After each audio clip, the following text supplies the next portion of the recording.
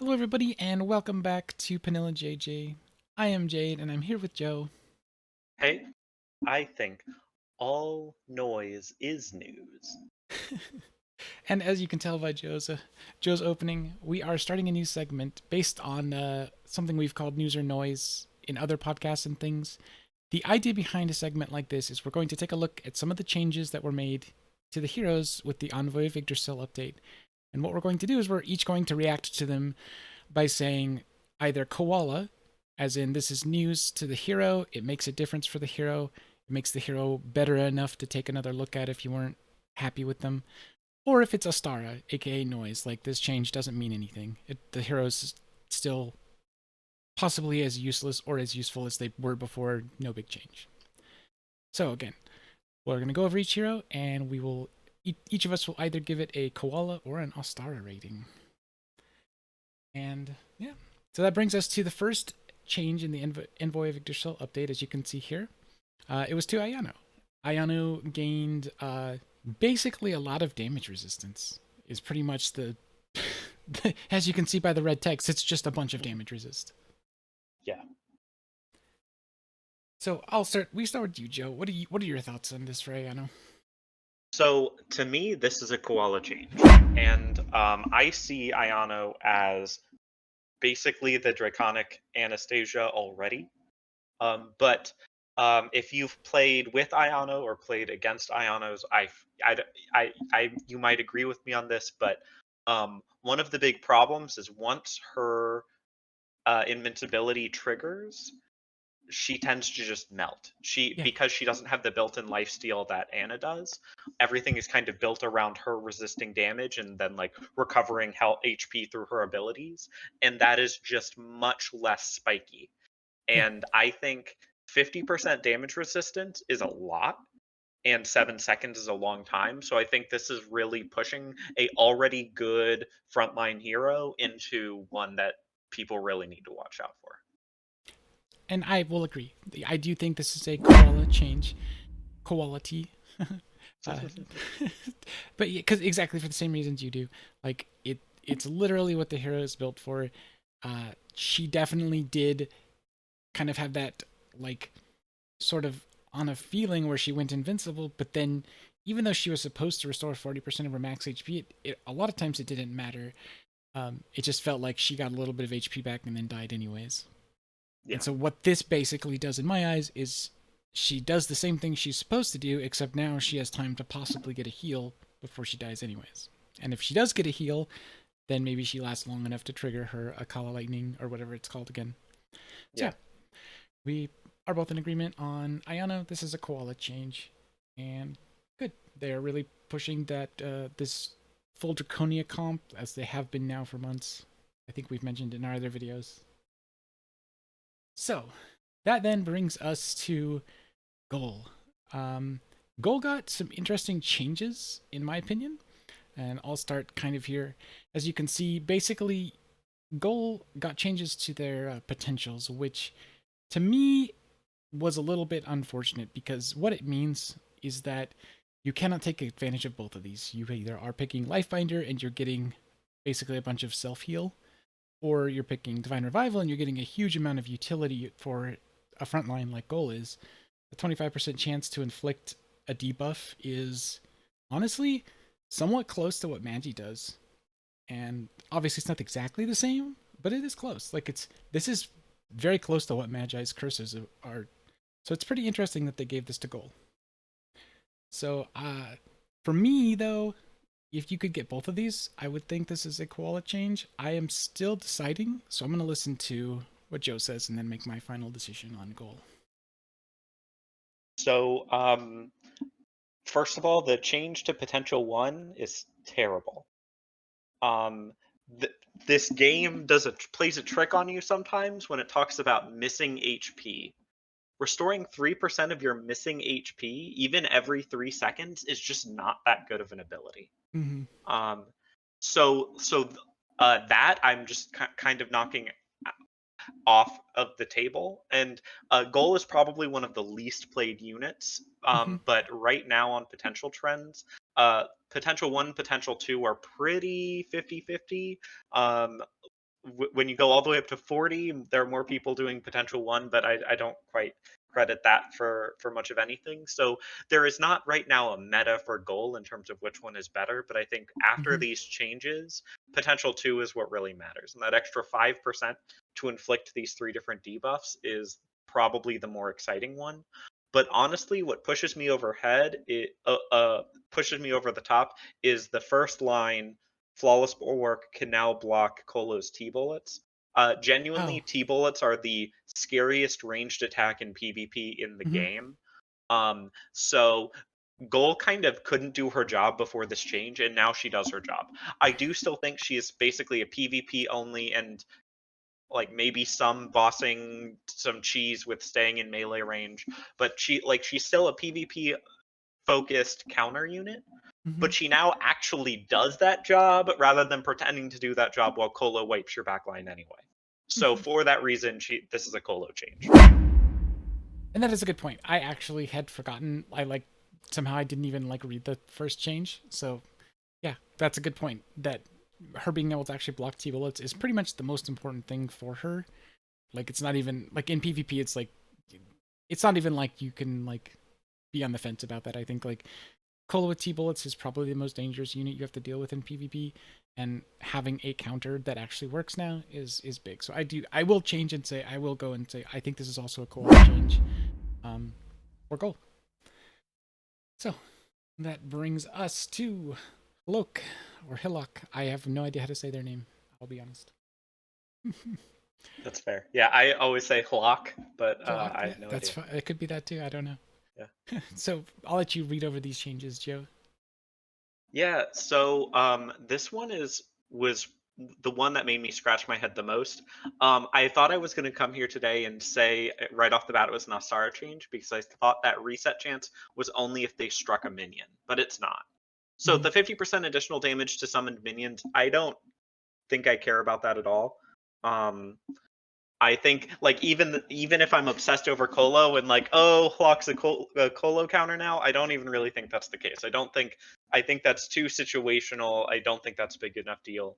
But for the second part, the 15% chance to reset cooldowns for the first three hits, um, you multiply all that out, and that's a 38.5% chance if Meteor does strike three times.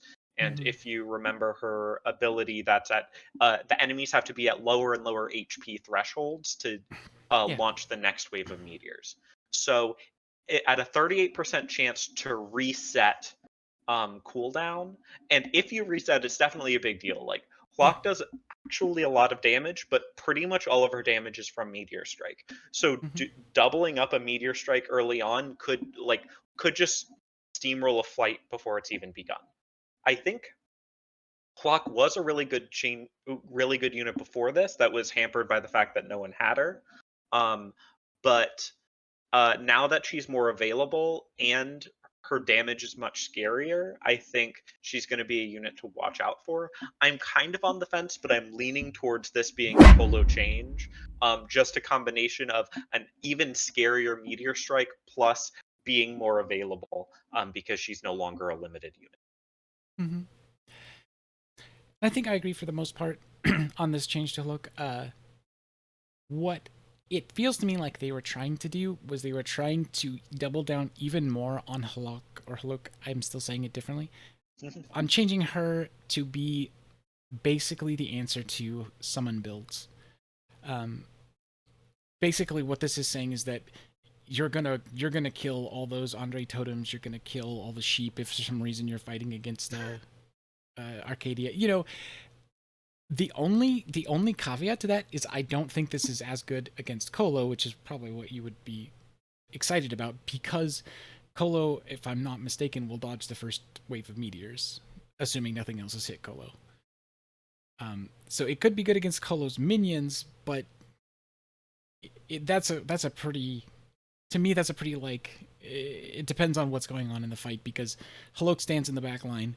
Kolo kills the back line often before they can do a lot. It's yeah, I think this was. I think the idea though is that this is supposed to make Hulk even more your go-to choice in PvP for if someone came up with a like minion build where they had a bunch of summons like a Ling, Arcadia, I don't know who else summons, but yeah, Haya. You know, like if somebody had made a cheese build like that, this would make Hulk even more obviously the answer to it. I don't know. I am very on the fence too. Mostly, I would say this is. I think I'm gonna say this is an Ostara change because it's, even though it is good for the hero, I don't think it does enough to change what you use the hero for and when. Like the hero is still pretty much where they were as far as what they do. That's to me. I think even though there is a chance that this could turn a fight, I still just feel like it's an Ostara change. Like it's just kind of noise. So.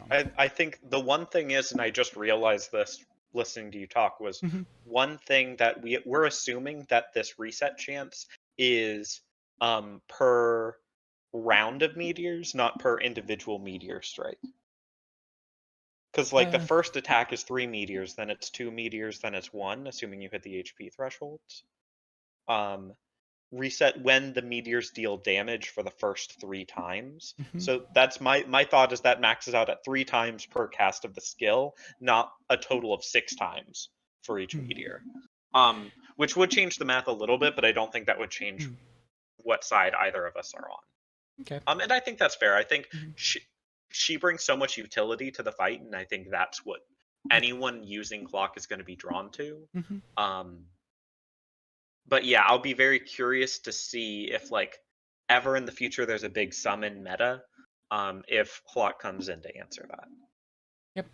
And that's something that, just real quick before we go on, that is something that it would be interesting to try because I mean there is something you can say about the way this game works and its mechanics where having a lot of just stuff on the battlefield really dilutes the damage the other team is doing to you for a lot of the bigger meta characters. So that'd be something we might have to like take a look at in another video. But anyways, we can move on to the twins, Khnos and Gersemi. They should have a pronunciation guide, but uh, I'll just do this one because it's easy. But as you can see, it's a very minor change. Basically, I mean, I guess minor. It's a very small text change. I did not use the twins a lot. I didn't have a chance to do the player loot trial. I'll be completely honest. To me, I will still come out and say like this doesn't change really what you would win or what you would use the hero for. It just kind of makes them a little bit better at what they were supposed to be doing, which is basically making a team of non-Temple and Abyss heroes beat a team that has some Temples and Abyss heroes on it. So to me, I'll start. I just say this isn't a start change. It doesn't matter. Go ahead, Joe. So this change is wild to me. I think that the developers are terrified of this unit being good, so they gave them one ability that completely ruins them. This is a cursed ability. This is a nerf to them. Like Mm, it might look like this got better, but that buff affects your enemies too. mm-hmm. So um like at most you have 4 Alliance Tribes Draconic and Council units. Yeah. Your enemy could have 5. Mm-hmm. So like can you imagine a unit that gives your opponents 15% attack and crit? Like Yeah. that's outrageous. So like this is the only use for H and G is on in PvP on offense. Yeah. If you use them on defense, you're just set up to be wiped. And Mm-hmm. if you are using them in Journey, there just aren't enough Temple and Abyss heroes going around to get this countered. So the like they really pigeonholed this otherwise really interesting and unique unit into like a very specific role, and outside of that they just get straight up hard countered. Yeah. And that is another thing that it's funny like talking about this stuff is like setting up all my like ideas for things to talk about because like we did a PvP video last time in Commander Wars and like now that I've been paying more attention and doing a lot of PvP because my rival on the server and myself have been going back and forth still, it has really shown me what an advantage you have as an attacker even with the 3 team setup. And This to me just makes that worse. Now that we're talking about it, I'm like, yeah, this is gonna make it even harder to set up any sort of meaningful PvP defense. A unit like this. But anyways, that's a thought for another video, as is usual with me. So I think we both came on the side of Ostara on this unit. Definitely, definitely. On the change anyways, and on the unit in general, I guess. Okay, so we come to some people's favorite bad elf, Mist. I'll let you go over Mist changes. So, I mean, like you highlighted for Null, this is a change to potential. So, while there are two different abilities updated, only one of them is going to matter at any point in time. So, I'll highlight the second one first because that's kind of the mode that most people use Mist in, and that's Phantom Control now has one more Phantom. That's actually a huge buff in power. Mm-hmm. That is a lot of extra damage. So they do, I think, 75% attack. Yes, they have 75% of missed attack. So Mm-hmm. that's doing an extra 75% attack damage per attack from the Mm-hmm. phantoms, and as well as giving Mist an extra cheat death Mm-hmm. um, to stay alive and keep ulting. So that's a big deal. Um, The only problem is no one is currently really using Mist. She's not taken very seriously, and I think even though this was a big change, I don't think that pushes her over the line. I think her problem is that her damage is just a little too low, and while her ult is extremely strong, the rest of her kit doesn't really make up for it. So I would love to be proven wrong because I think she's a really cool unit, but I think this changes in a star change, and she's still going to be extremely niche. To go over potential one a little bit, I'm really curious if there is just you go potential one, you focus on her as a support unit, not as a damage dealer at all. You lose the survivability because Phantom Control is what actually gives her immortality frames when she consumes a Phantom. Mm-hmm. Um, so you lose that by going Dream Control, but having multiple targets get have their crit reduced by 30% is pretty long is a pretty big deal. So that's three targets total because the ability already targets two, and it lasts for 12 seconds. So for 12 seconds, basically their whole team or most of their team has 30% less crit chance and take 15% more damage. So I I'm wondering if that's the path people should be going with Mist, and that just hasn't been figured out yet. But um, I'm not confident enough for that to change my view that it's an Ostara change. Yeah, I do think, and that's where it comes into like kind of like where we draw the line between if this change is good for the unit, or like it makes a big difference to the unit, or if it makes the unit good. Um, because in this case, I think it's kind of both. Like it, I mean, that is has always been my kind of like thought about Mist is her kit is really neat. It's fun to watch in a battle, but the Phantoms act don't seem that they. I think Mist would be really good if the Phantoms all just attack the same target, but they don't. They Oh, that's a definitely really good don't. point. And so having another one is nice, and having another cheat death is nice, but it doesn't make enough difference to what Mist does for you in a battle. Like you said, I do think that this is. I will also say even both of them, even with both of them, like I do think this is an alright change. Unfortunately for Mist, it it's nice. It doesn't do enough to really change. Where you would rate. Basically like how useful the unit is. I guess is what I'm saying. Like even though it is a buff in overall damage, it doesn't have enough like of an impact in a fight. So I think so. Yes, I think we're both on Ostara for Mist, unfortunately. So that brings us to the easiest one to do, which is guess what? Now instead of just healing everyone but themselves, Rainleaf will now heal herself as well when she does Heart of Firefly. Um, I think like this, and this is where I kind of wanted to set up a little bit for this because I knew this was the next hero. I think for Regan Leaf, this is a cool change. I think one of the issues that she had as just in general was that she didn't really heal herself, and I think this is a big change for her. I don't think it makes her better as a support. Like I consider her one of the worst ones in a lot of ways. But I do think this is a very good change for her, and it makes her. If you were using her, you're going to be very happy this happened. So go ahead, Joe. I think what you said is exactly right. I think before this change, what I always said about Rainleaf is she's very strong, but she doesn't heal herself, and she's like she can give herself some damage reduction, but she's generally really vulnerable on her own. Mm-hmm. So this change does fix that, and that is, I think you have a really good point. Her biggest flaw is now gone. The Yeah. problem is that compared to really honestly Freya, who fills the exact Yeah. same role, she just doesn't compete. Yeah. So based on kind of like this is a Kolo change to Rainleaf. People who like have Rainleaf built and are really upset that Freya came out, they can feel a little bit better knowing that their unit now actually like fulfills their role without a huge gap. Mm-hmm. But um for any new player, I would never tell them to go with Rainleaf. I would always tell them to go with Freya. Correct. I agree for 100%. So, and that's kind of what makes this segment interesting. I hope that our viewers agree is that, we want to not just make this a, tier list type segment, but this is more of a, does this, what are the actual implications of this for the hero? So that's a good that we had a good example of this in Rainleaf's change. All right, and then for our very last one, which is probably the one most people were interested in, I think, when these changes were announced, this would be the changes to Haiteng. And Joe, it's your turn, so I'll let you go over them.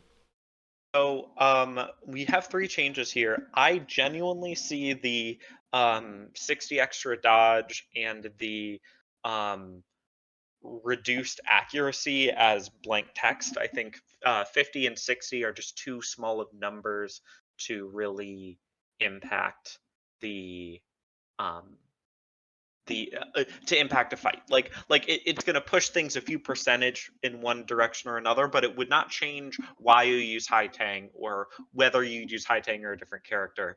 It's going to randomly have you win an extra one fight in 100 and you'll never know. So like I'm a little blasé on those two changes. I think the interesting change is giving an extra 10% bonus HP to Draconia units. Draconia is already leaning really hard on a pure Draconia comp, and there is not a pure tribes comp to counter it. So I am really thinking about how much more power this buff is giving to the Oswells of the world or the Ianos of the world that really could use an extra 10% max HP. Even like Yorimasa, who heals back to full health when he switches into his demon form, like he also could really use an extra 10% bonus Mm-hmm. HP. So like that last line specifically for a pure Draconia team is a big deal. So for that reason, I'm giving this a calling this a Kolo change. With the asterisk that not listed here is a nerf to Haitang, which is that um, she's now a Starflame summon. So she is no longer competing against Kaguya. She's now competing against Freya, Mm-hmm. and that's a little bit more of a stacked fight. So while this is a great change, and people who have Haitang should be pumped to put her, especially on Draconia teams, um, if you don't have her, you should still probably go for Freya. Mm-hmm. Makes sense. Um, I also, I also agree definitely on the 60 dodge. It's not nothing, but you're right. It's very, very, very minimal. One thing that I would like to point out that I think makes the second change more of a big deal is that it no longer only works on one enemy unit. It now works on the target and its nearby units. They both, like anything near where the white stag is summoned, basically gets this debuff. So I think we're both in agreement. This is a cool low change for Haitang. The people that already have her are going to be really excited. I just wanted to say that I actually think the being able to hit multiple units is one of the reasons I say this is a Colo change. That's fair. Um, I didn't think about that. it specifically I think that's why they showed the crossed out text here to highlight the fact that now it hits multiple things. For sure.